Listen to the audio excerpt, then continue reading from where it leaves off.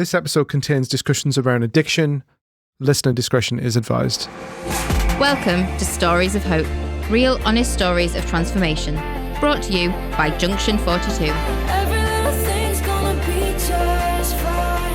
On today's episode, I was off my head on tablets. Not a nice person, really. Quite violent, horrible, bully. Wasn't capable of being a mum. Couldn't look after my son properly. Bar rights, really, he should have been took off me. Every little thing, everything will be alright.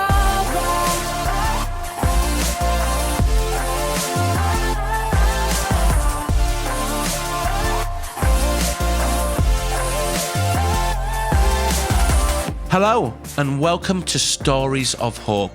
Today I am in Teesside with the lovely Susanne Murphy. Thank you so much for having us. We're here in Middlesbrough, the home of so many things, including the amazing Parmo. Could you explain what a Parmo is for those people who are listening and have not had that amazing experience? It is chicken, bechamel sauce, cheese, breadcrumbs. Beautiful. It's absolutely delicious, but it is a heart attack on a plate, literally. It certainly is, depending on where you get it from. So tell us a little bit about kind of life for Susanne as a child. What was like a home life like for you?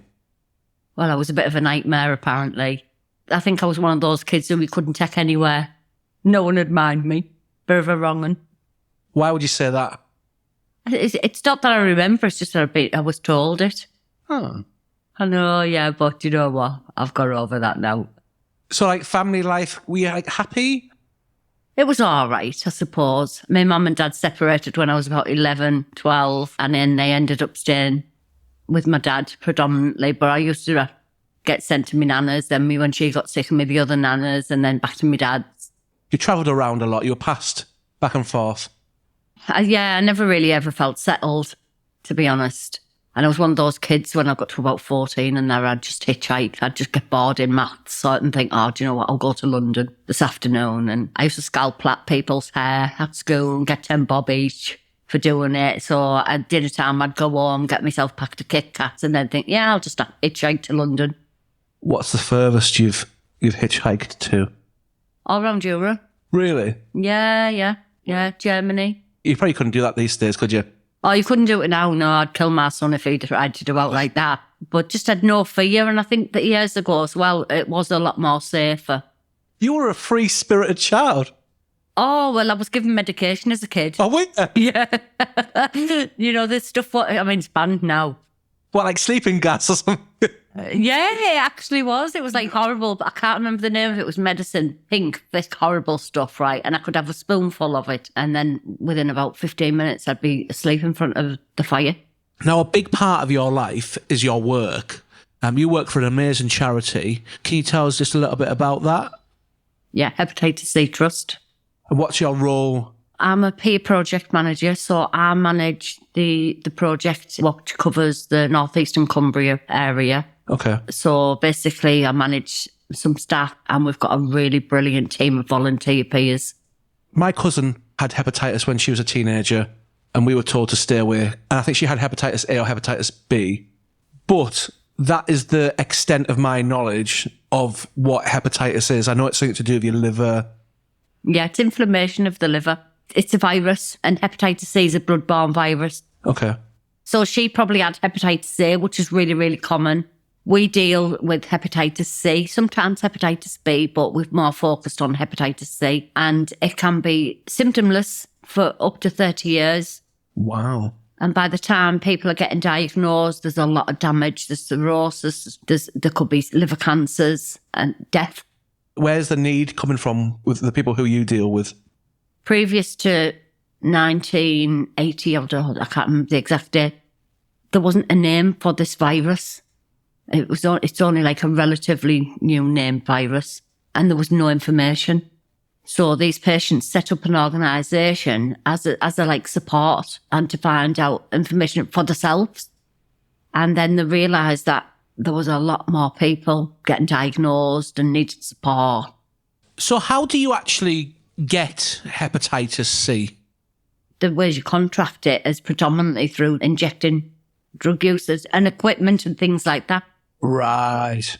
Not always the case, because there's a big campaign on at the moment, big inquiry about infected blood, where people were given tainted blood, basically, and they ended up with Hep B, Hep C, HIV, sometimes mad cow disease. So we support at our helpline a hell of a lot of people to get justice and to get compensation. And who would you say your users, clients of this charity is? Well, predominantly we work with people with substance misuse. Okay, so people who have done heroin and injected and that sort of stuff, I guess. Yeah, snorting drugs as well. Oh, really? Really? Yeah. How does that work? Well, it's putting up your nose, sharing a note with somebody else, potentially passing it on. Yeah, there's quite a lot of different risk factors. A lot of it's addiction, desperation, the reusing, the sharing, lack of information, don't realise they can catch it through the water, what they might be sharing with somebody else, off the spoon or the pan. There is a risk of contracting it. Toothbrushes, sharing toothbrushes. How do you go day to day? And I bet you're like, are you using the right toothbrush at home? And stuff like that. Does it make you more aware? I mean, where it comes to hepatitis C, the virus actually has to go into your bloodstream, so it needs a vessel to get in there. So if there's a speck of blood, I don't want to be worrying everybody. If there's a speck of blood and you touch it, and if there was Hep C in that, you're not going to catch it that way. It actually has to go into your bloodstream. So if there's someone listening to this now who's listening online, part of our podcast series, and they're thinking, oh, I was an ex-user, or someone I know, maybe a partner was an ex-user, maybe I should get tested. What would be the first step for them to be able to do that? Well, you could contact us. We'll come out in the privacy of your own home. We'll do a test, all confidential. No one needs to know. We can test you. We can test your family members. If you're part of a drug treatment service, you can go there and request a test. They should be offering testing anyway if you've had risk factors, or if you're a current or previous injector, especially. You can go to your doctors and just request it, because what a lot of people think is, I must be all right. I get my bloods done all the time at the doctor's. Yeah. But only a specific test can tell you if you've got hepatitis C. Wow. Okay. So we will put the number down below on this episode. So there's a description below this episode, wherever you're listening, on Spotify, on Apple Music, on Amazon. In the description of what this episode is about, there will be a contact number there and also a website address. So you can go on there right now and you can get yourself sorted. You're very passionate about what you do. Like, I can tell that from the conversation we've just had. How did you get into working in this charity? I found out myself when I was 3 weeks before I gave birth to my son. Got it past myself. I was a drug user. And then 3 weeks before I gave birth, the midwife had asked me if I would have a test for hepatitis C, because quite a few expectant mothers were testing positive. And I thought to myself, I'll be all right. I got a test and it come back that I was positive. Did you feel guilty for the baby as well? I was absolutely devastated. Felt really, really scruffy. Scruffy, shameful, dirty, the stigma, fear kicked in. Oh, if I give it to, I thought, God, I've used my dad's razor. If I give it to him, I've probably shared loads of people's toothbrushes. Obviously, in active addiction, you do. When my son was born, I'd passed it on to him during the delivery, because there's a 5% chance of that. I had what was called the old treatment, which was interferon, which was quite aggressive. You have to inject yourself once a week with this stuff, and it made you feel dreadful. And a lot of people couldn't tolerate it. Yeah. And a big part of my role now is educating people that it's not that treatment anymore. It's the new medications what come in 2015. 1 tablet a day for 8 to 12 weeks. Over 95% people clear it. So because of that, I found at the time there was no support. Nobody really wanted to talk about it because of the shame. Yeah. It's a dirty word, isn't it? Really? Well, yeah, because my first thing I thought was a dirty drug disease. You know, that was my first thought, because I didn't have no awareness, nothing at the time around it. So, yeah, I used to volunteer at a local peer-led drug service, because I'd only just gone into recovery, stopped using, and I ended up setting up a support group called Shine. Wow. Yeah, to support people. So for the past 14 years, that's what I've done. But I've been working with the Hepatitis C Trust since 2019. That's amazing. finally found my passion in life. You know, That's great. because, you know, when you were asking about a kid and that, Yeah. what I was like as a kid, I was always bored. I'd either go to gymnastics for a bit or I'd be in the jazz band or something like that. Yeah. And I was always bored. This is the one thing that I've never ever... stuck with. Yeah, and I love viruses. Gosh, COVID must have been a blast for you then. We've heard a lot about the work that you do here, which is absolutely incredible. But I want to know a little bit more about you, Susanne. You mentioned that you were a ex-user. Where did it go wrong for you?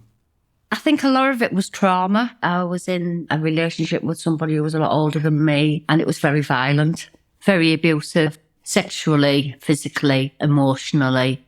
He was a psychopath. Ended up getting a long time in prison.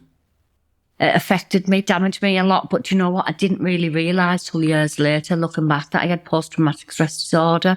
Not making no excuses. The top and bottom of it, I liked the feeling of getting high. That is it, and I'm not making no excuses about it. But there was certain contributing factors what added to why I wanted to be out of it. Do you think you were taking drugs at that time just to kind of take the edge off, like, the surroundings that you were in? Do you know what? With the cannabis, no, I think I just liked him.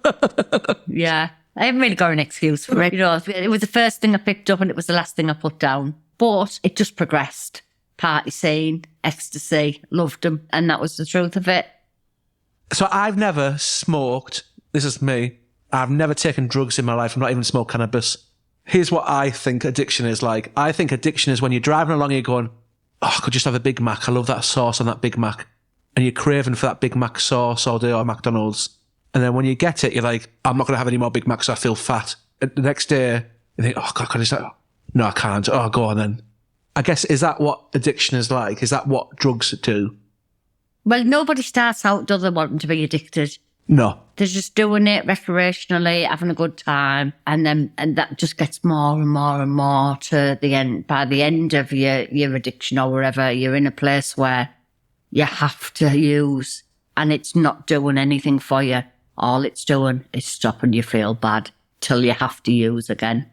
So why do you feel like you have to take more? You're chasing high, aren't you, to get the effect? You might have went to score for a £5 draw of Rocky cannabis, you know, and they didn't have any, but they might have a few something else while you're there. Or a few of you might have been going to the raves when the raves started up and he's all chip in and you buy some E's. The end of the E started getting a bit rubbish, something to come down, started taking tablets, wobbly eggs, things like that. And then before you know it, heroin. One of my friends started selling heroin. I used to just smoke it once a week on a Monday for a while. And that literally just started off as I enjoyed it. When did you realise that there was a problem, or did you realise there was a problem? When I woke up one day rattling.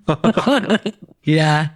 And from that, where did life go? Things got bad pretty quick, really. And then I had this good idea that I would move back to Middlesbrough. Actually, I moved back to Middlesbrough when my dad came through with a clipping out the paper to say that him, who had abused me and stuff, had got life in prison. I couldn't go back home. No, because I guess you knew where you lived and... Yeah, because they tortured my family and everything, you know, and it was awful for them. So it was safer for me and my family if I stayed away. But once I knew it was safe to go home, pack my house up, move back to Middlesbrough, and I thought, you know what? I'm going to go back home, I'm going to sort my head out. Because I thought, I won't know anyone who's on the gear. This was heroin at the time, and then I get home and like everyone I knew was on the gear. I mean, at this point, I wasn't on crack or out like that. And then before long, crack came. You think you've got a problem when you're on the heroin. It was crack what actually brought me to my knees, and it just, yeah. Well, you mentioned before you moved back to Middlesbrough that it all started going wrong. What went wrong? Mental health. Mental health. Couldn't look after my son properly. By rights, really. He should have been took off me by social services. It was only the fact that I had my mum who lived there, and she would, you know, they would clothe them, feed them. I wasn't capable of being a mother, really. I was off my head on tablets. Quite violent, horrible, bully. Not a nice person, really. And I think it had an effect because what happened was everything what had been done to me, I was angry and I was taking it out on other people. But I didn't know that at the time. No. I look back now and I've got a bit of compassion there for the person I used to be. Because I know that there's a solution now and I didn't then. It's hard when you're trapped in addiction. You don't know your identity. You don't know anything, and you're just angry. And I felt isolated, rejected. My ego wouldn't have dared tell me that I was full of fear and didn't even realise it. So I had this mask. I had this front.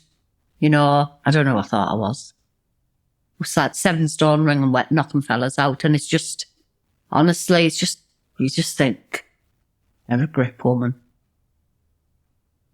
Thank God I'm not like that today. Where did the help or the change come? What was the turning point? Didn't come for a long time, really.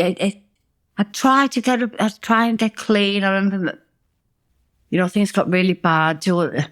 Making money the ways and means to get more, really. You're feeding the habit, aren't you, I guess?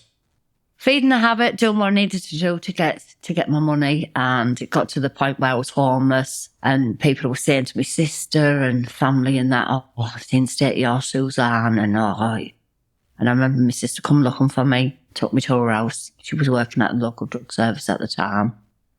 Got me on the script, bathed me, clothed me, sorted myself out. I love her for that, because we weren't really that close. And you know what? That was the start of getting on a script, but even being on a script, I still used, and it was I couldn't maintain it being on a script. And after that, I think the crack took off a lot more, but then my mental health started failing. And I'd had psychosis for weeks and weeks, and didn't want to use, but had to use, because if I didn't use it, the psychosis would kick in, and the periods of psychosis were getting longer and longer, and I couldn't cope no more. And then I found out, because there's 20 years, like I said, between my oldest and my youngest, and I found out that I'd had a miscarriage. And to be honest, I couldn't wait to get home from the hospital to finish my gear off. And then 2 weeks later, I woke up, couldn't move on one side, thought I'd had a stroke, went to hospital, and they said, "Right, Susanne, you're still pregnant, but we don't know where the baby is."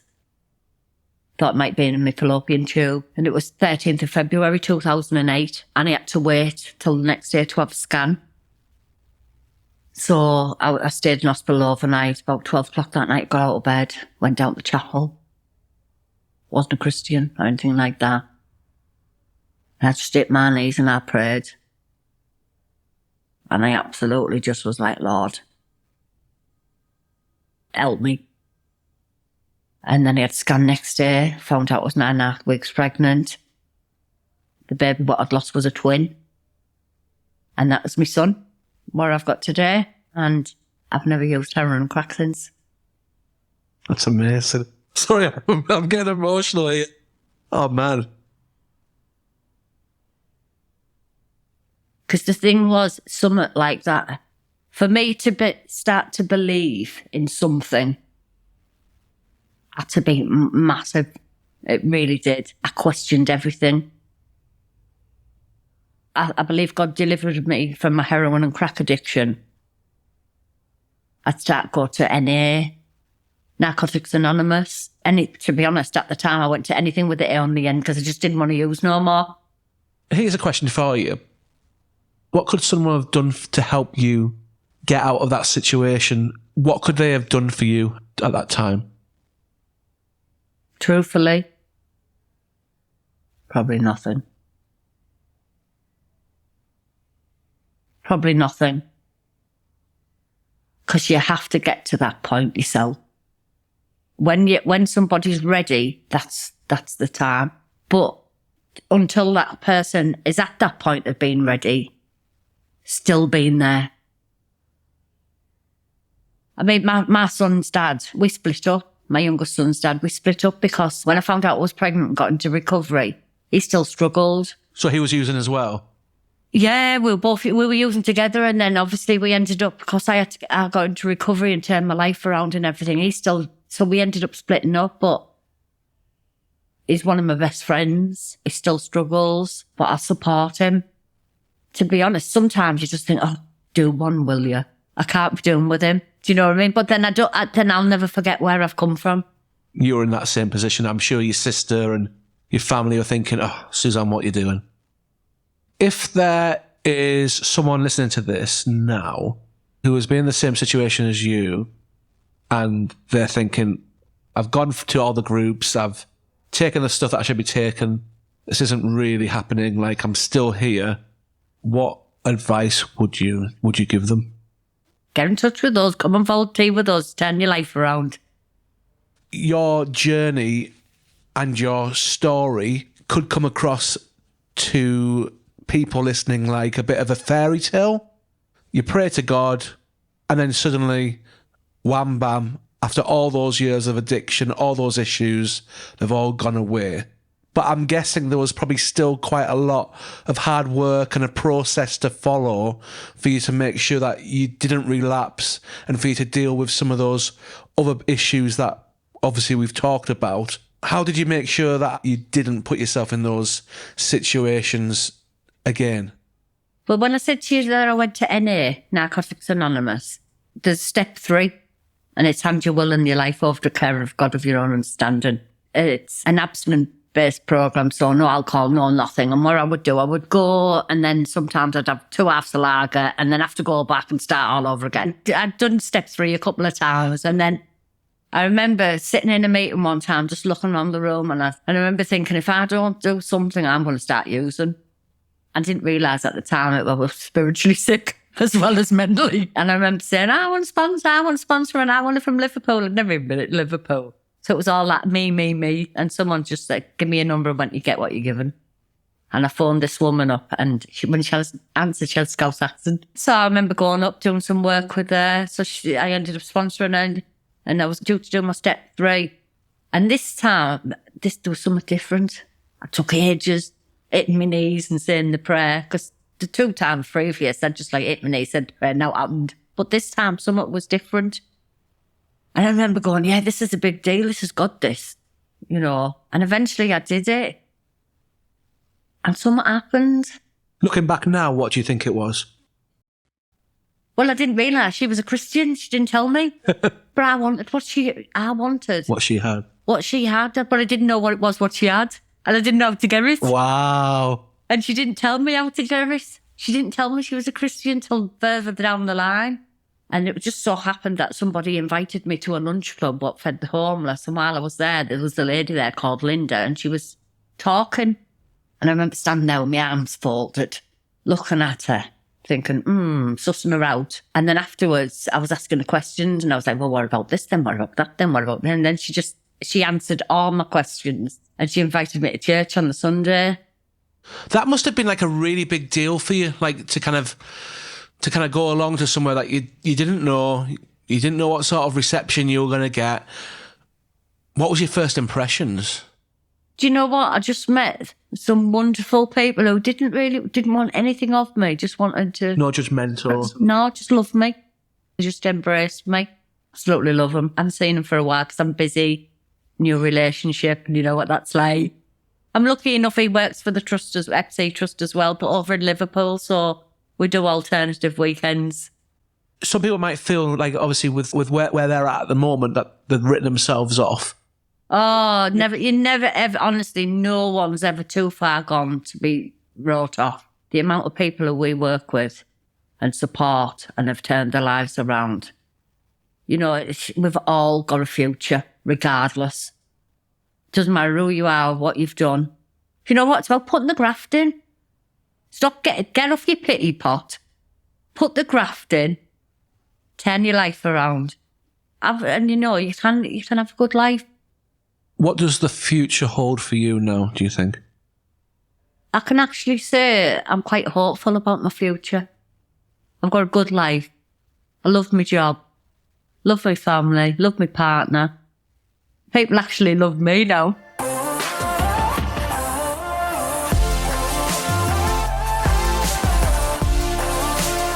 This has been a UCB podcast in partnership with Junction 42. Find out more about Junction 42 at their website, junction42.org, and make sure you subscribe to the show to hear a new episode every Tuesday.